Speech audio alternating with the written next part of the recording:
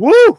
Are you sweating? I'm sweating. Anybody else sweating? Watch the end of that game? I know I was. Absolutely incredible. Sixers win in double overtime over the San Antonio Spurs. No Joel Embiid, and I'd love to say no Joel Embiid, no problem. I'd love to say no Kyle Lowry, no problem. But it was a big problem, especially in that second quarter. Sixers able to recover from an awful closeout of the second quarter to be able to come back, force overtime again, and ride the coattails of Tyrese Maxey and his career-high 52 points. This, I try to protect people against the hot take. I really do. I hate the hot take. Not a hot take guy even a little bit. But it is not at all a hot take. In fact, a statement of fact to say that tonight's game, Tyrese Maxey in this game never looked more like Allen Iverson, Sixers great, Sixers Hall of Famer Allen Iverson, than he did tonight. Getting fouled hard, hitting the ground, going to the line, hitting his free throws, enticing the team to just keep on fighting every single second of the game tonight. Absolutely unbelievable what I saw from Tyrese Maxey. I talked about yesterday, that's just the fact that this guy getting better at the game of basketball, actually playing it, but raising his game to being an all-star, and then also being a leader. This is a young guy coaching up veterans on this team, trying to encourage veterans on this team to keep it coming. And then what does he do?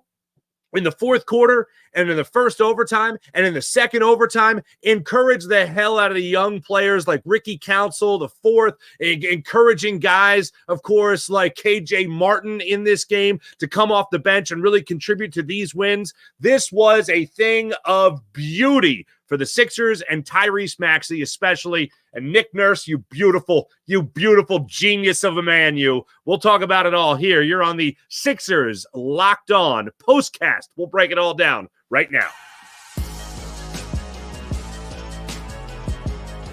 You are Locked On 76ers POSTCAST, part of Locked On Sports Philadelphia, on the Locked On Podcast Network. Your team every day. Still sweating. I'm not going to stop sweating for a while now. Don't forget, this episode of 76ers Locked On POSTCAST is brought to you by the people at Prize Picks, the easiest and most exciting way to play daily fantasy sports. Go to prizepicks.com/LockedOnNBA.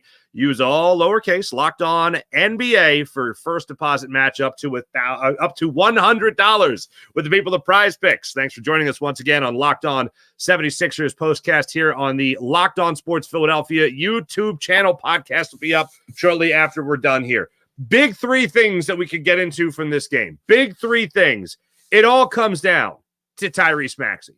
No other play. Tyrese Maxey. What impressed me the most of this game tonight was that not only was it a double overtime game, but you saw Tyrese Maxey go out there on the court tonight and absolutely run through a wall for his teammates.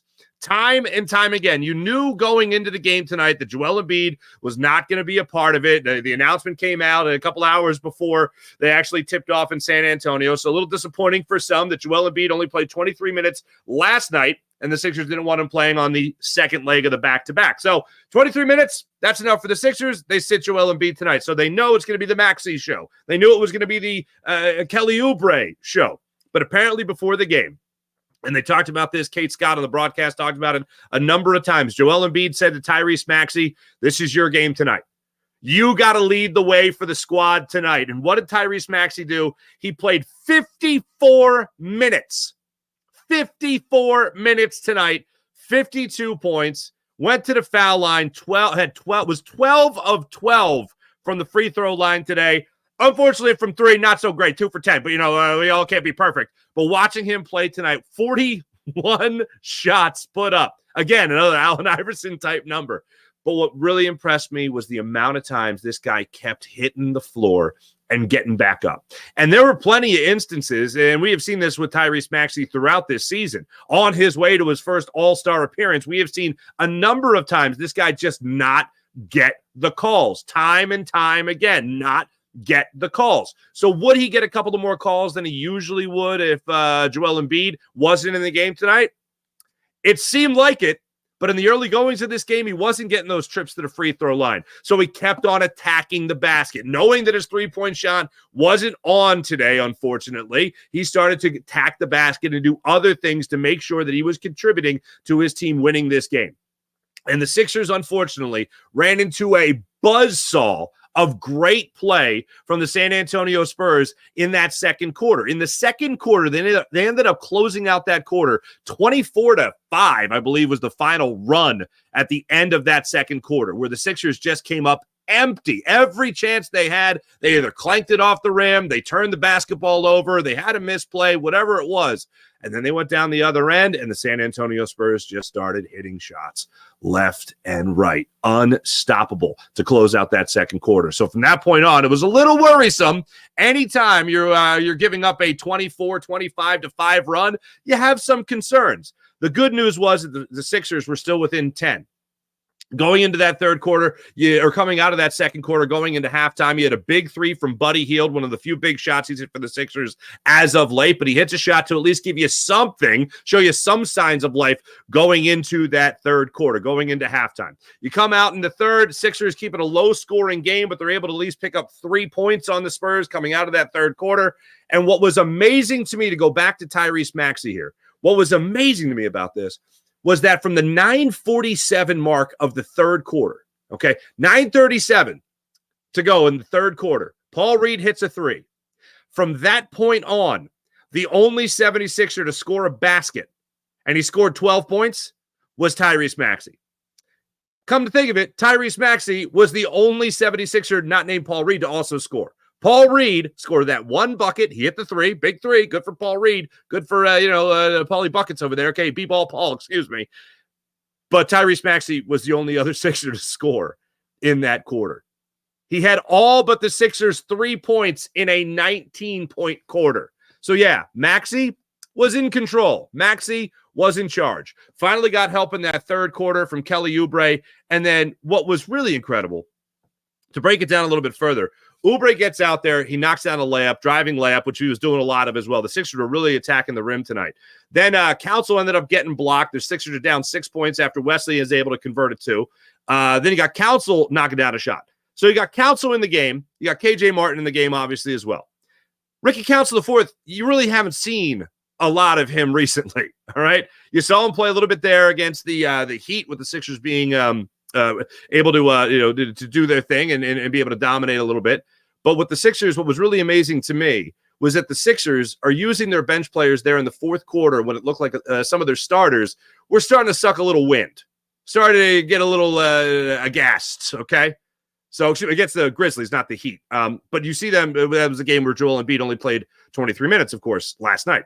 But then you see the Sixers come out tonight in the fourth quarter and they go to their bench. Ricky Council IV being one of the players that came in off the bench to provide a little bit of a spark. You saw Doughton come into the game as well. Jeff Doughton comes into the game. He provides you a little bit of a spark. Didn't get much for you, but of course was able to provide a little bit of a rest for some other guys like Kelly Oubre, for instance, a little bit later. But you see those guys come in off the bench, and they know their role immediately. They know they have fresh legs. They know what they're supposed to do. They're supposed to attack the rim, and that's exactly what they did.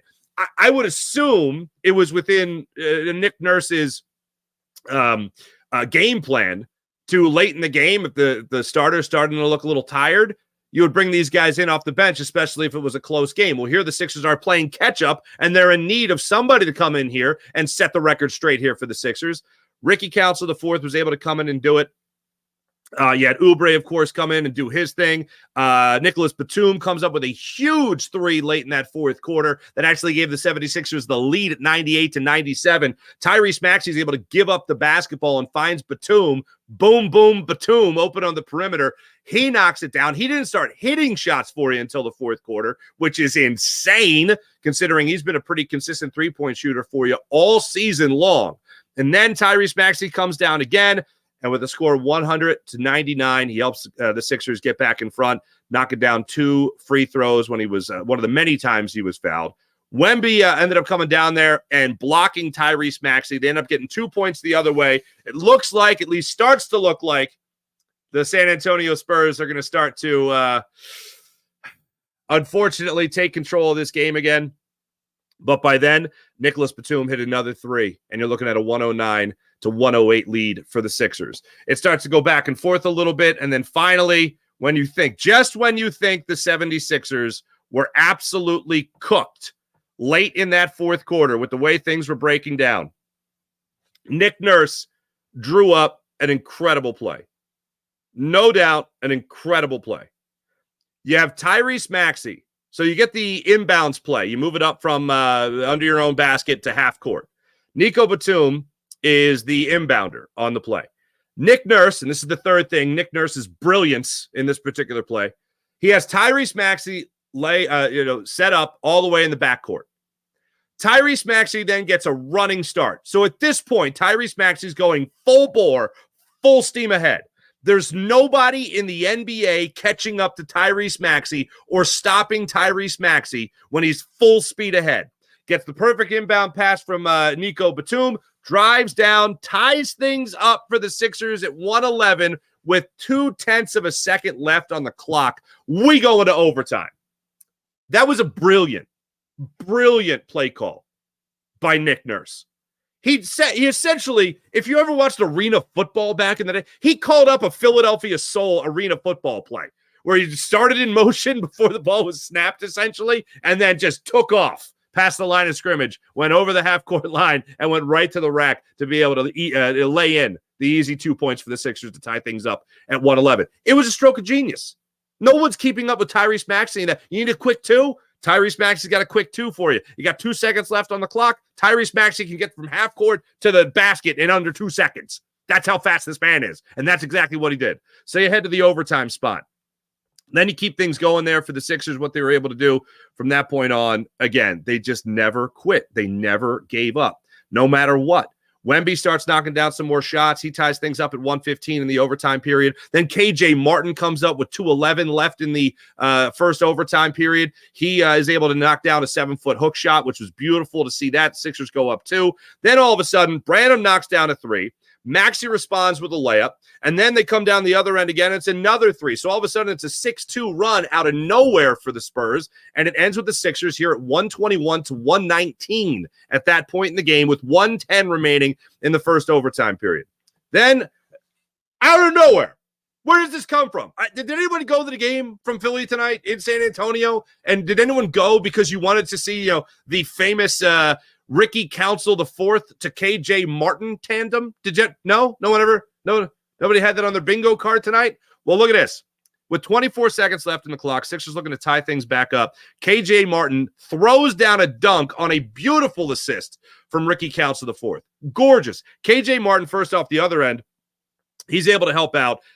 Ricky Council comes up with the steal, goes to KJ Martin. KJ Martin dribbles down the court, gives it off to KJ Martin, throws it down for the dunk. Next thing you know, it's 121. That's the way it would end. Sixers would go into the second overtime period. You get into the second overtime period, things start to go the way of the Spurs for a second.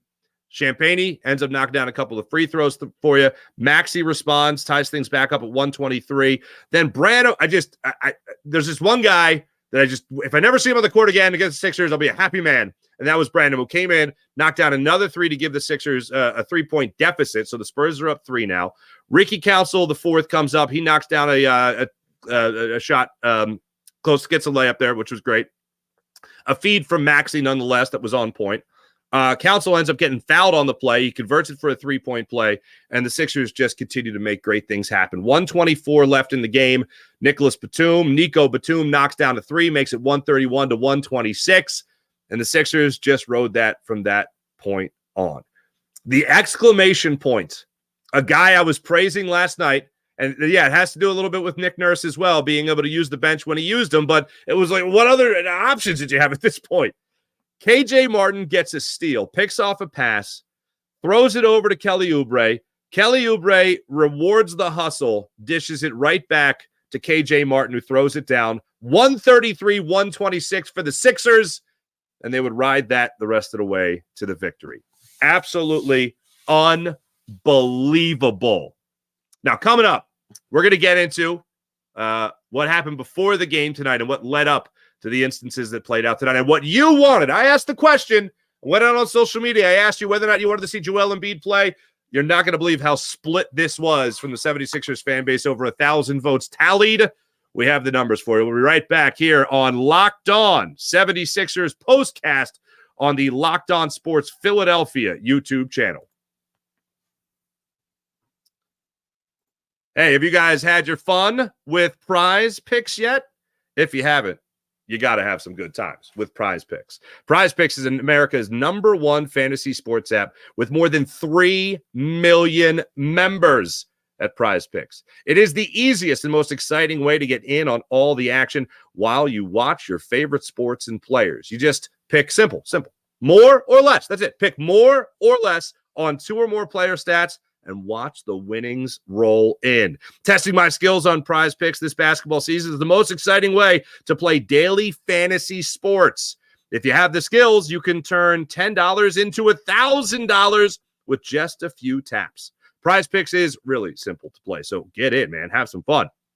I can make my picks and submit my entry in less than 60 seconds. So download the app today and use code LOCKEDONNBA for a first deposit match up to $100. To repeat that, promo code LOCKEDONNBA, all lowercase, highly encouraged to make sure that you take advantage of all they have to offer at Prize Picks. Pick more, pick less. It's that easy. PrizePicks.com. Download the app. Once again, join 3 million members on the Prize Picks app. Take advantage of all they have to offer right there, and make sure you're taking advantage when you use the easiest and most exciting way to play daily fantasy sports. PrizePicks.com/LockedOnNBA, and use the code all lowercase LockedOnNBA for your first deposit match up to $100. So I asked the question, going into the game tonight, did you want Joel Embiid to play? Again, 23 minutes last night. Did you want him to play in the back-to-back, the second leg? Here's the question I asked you fine people out there in social media land. If it was your call, would you have Joel Embiid play tonight in San Antonio? Look how split this is. For the people on the podcast, I will repeat the numbers on the poll. 53.8% said yes, they would want Joel Embiid to play in the second leg of this back-to-back. 46.2% said, no, I think we're good. I think we're all right. 1,300 votes tallied in that. I wanted him to play tonight. Only 23 minutes last night. Get him back out there. Play a little bit more. Now, that's barring, not wishing this.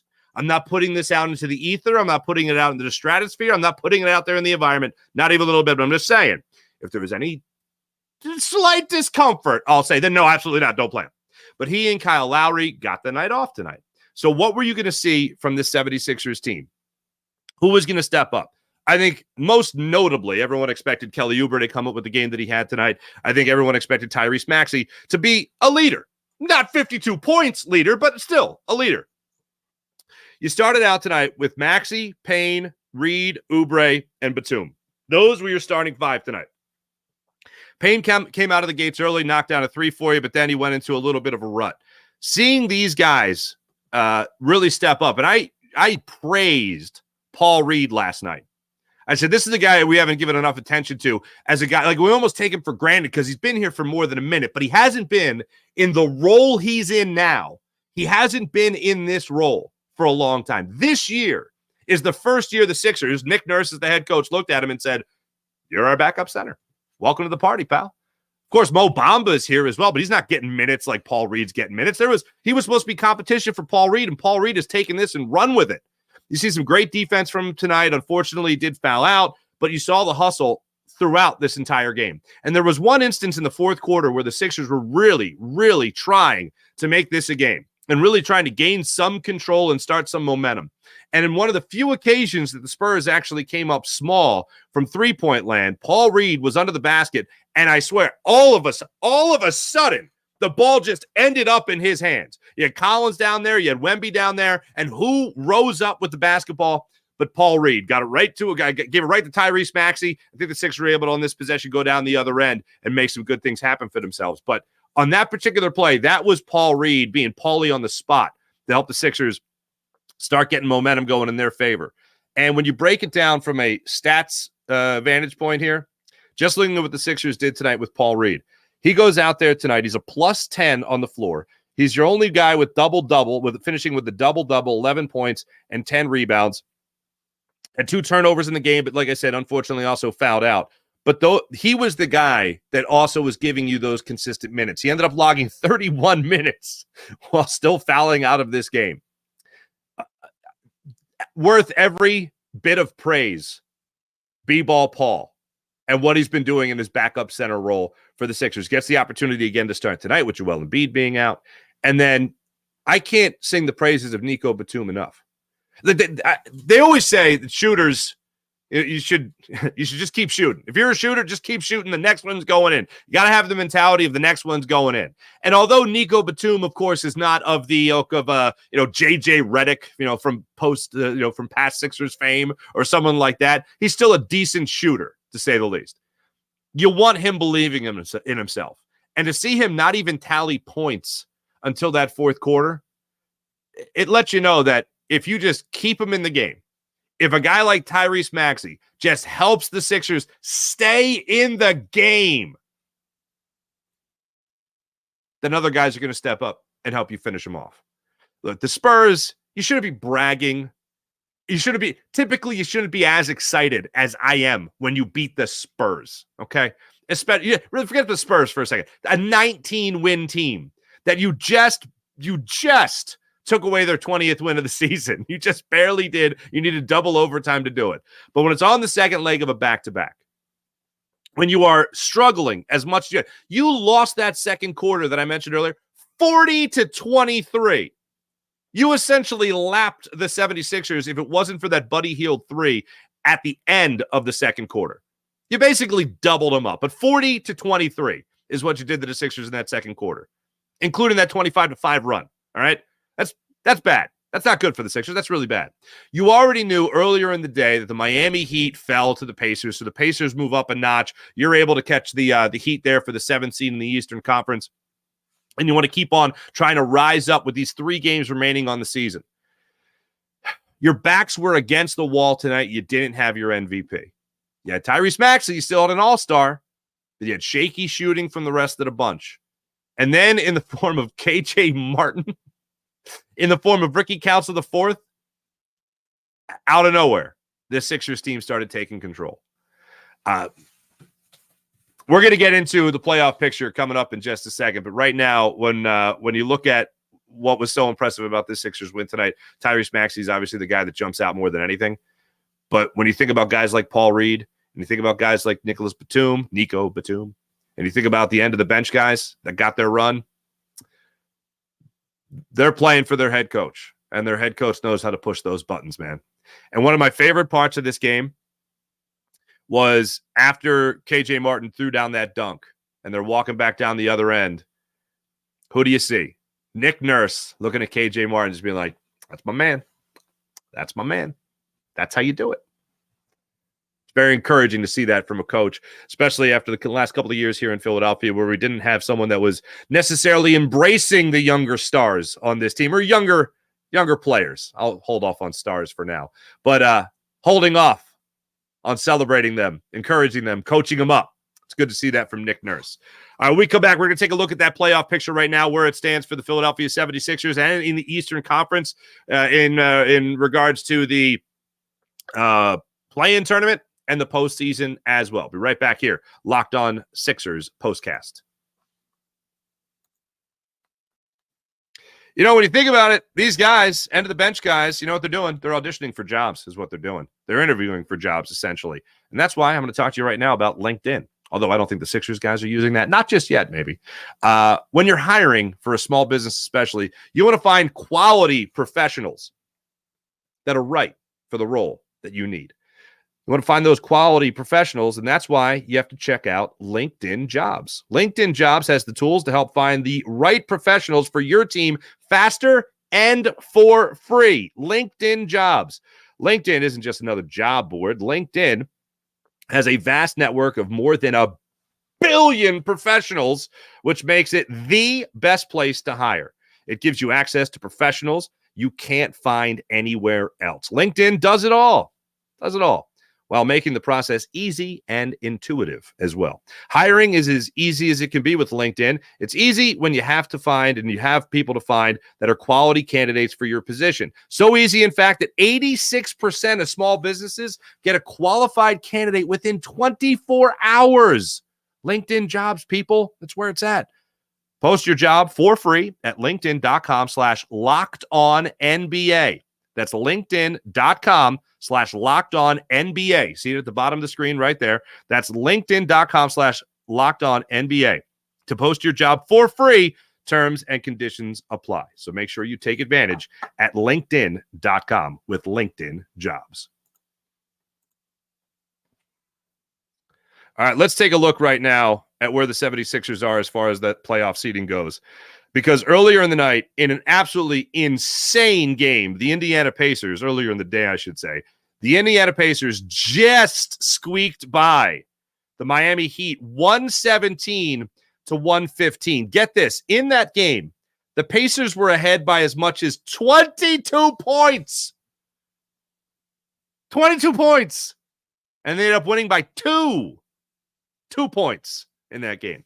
They dominated the first quarter by 14 points, and then they were pretty much rolling, but then the Heat started to do what the Heat normally do, which is fight. Jimmy Butler had 27 points in total in the game, but the Indiana Pacers, long and short of it, put the Miami Heat down a peg in the standings.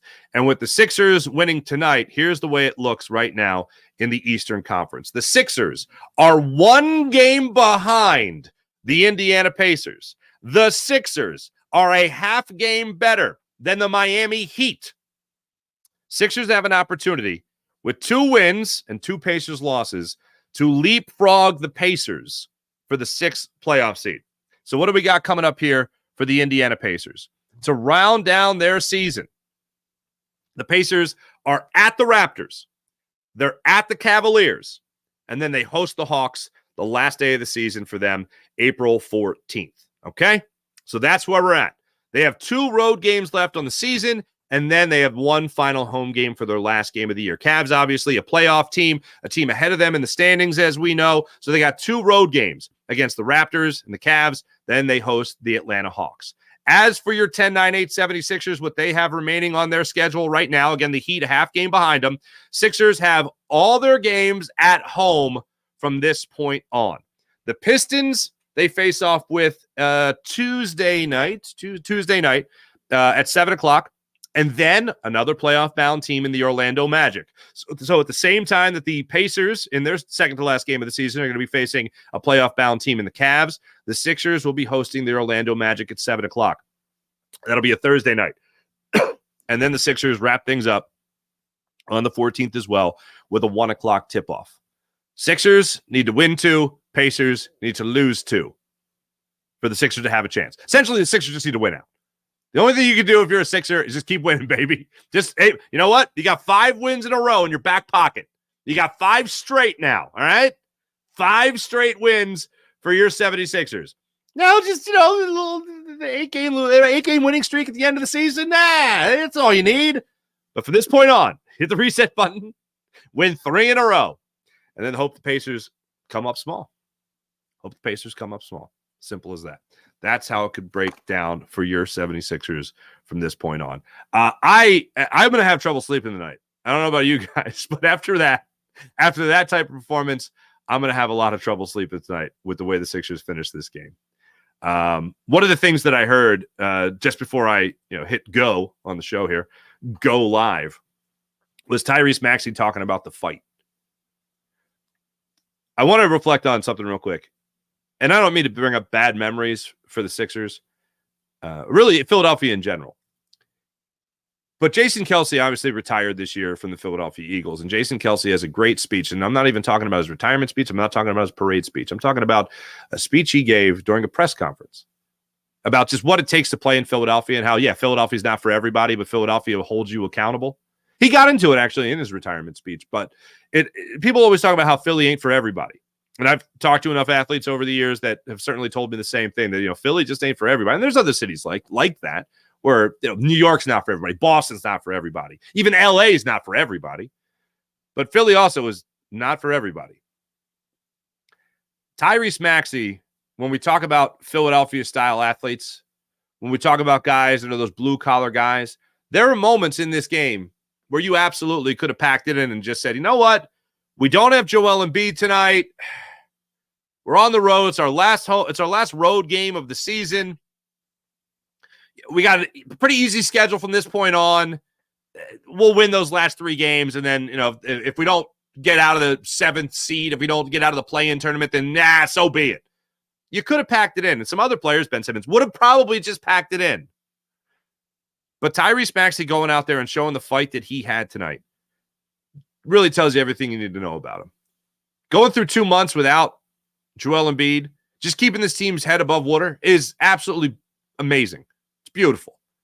That's the type of attitude that we love in our athletes in Philadelphia.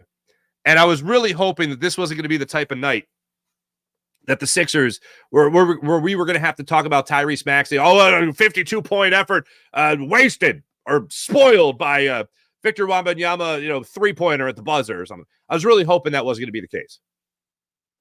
And I got my wish. It was one hell of a game with a great ending for the 76ers fan base and for the 76ers themselves. Absolutely unbelievable. One of the points they made throughout the game tonight was that the San Antonio Spurs are one of the best fast break teams in the league. They outscored the Sixers by 1 point on fast breaks, 21-20. Holy shnikes. I didn't even see this yet. This is the first time seeing it. The turnover differential. Oh my God. I can't remember the last time I saw turnover differential. Philadelphia 76ers 12. San Antonio Spurs 25. I was like, hold on, is that points off of turnovers? Like, what the? Oh my goodness gracious. That is ridiculous. They out-rebounded the Sixers by 13 in total. They got the offensive glass. Yeah, that's where we are. All right, ladies and gentlemen, Sixers, 44-35 on the season. 1 game out of getting out of the 7th playoff seed in the Eastern Conference and out of the play-in tournament. Now the real games begin down the stretch for the rest of the season. My name is Mark Farzetta, ladies and gentlemen. Thanks so much for watching the show. Thanks for listening if you caught us on the podcast as well. Always, big game in Philadelphia. We're talking about it right here on the Locked On Sports Philadelphia YouTube channel. This has been the Locked On 76ers postcast with yours truly, Mark Farzetta. Download the podcast later as well. Appreciate you guys joining us. I'll see you guys and talk to you guys tomorrow after a Phillies game. Phillies start at 6:40 tomorrow against the St. Louis Cardinals. We'll be doing Locked On Phillies postcast after that right here on the incredible and brand new Locked On Sports Philadelphia YouTube channel. See you guys then.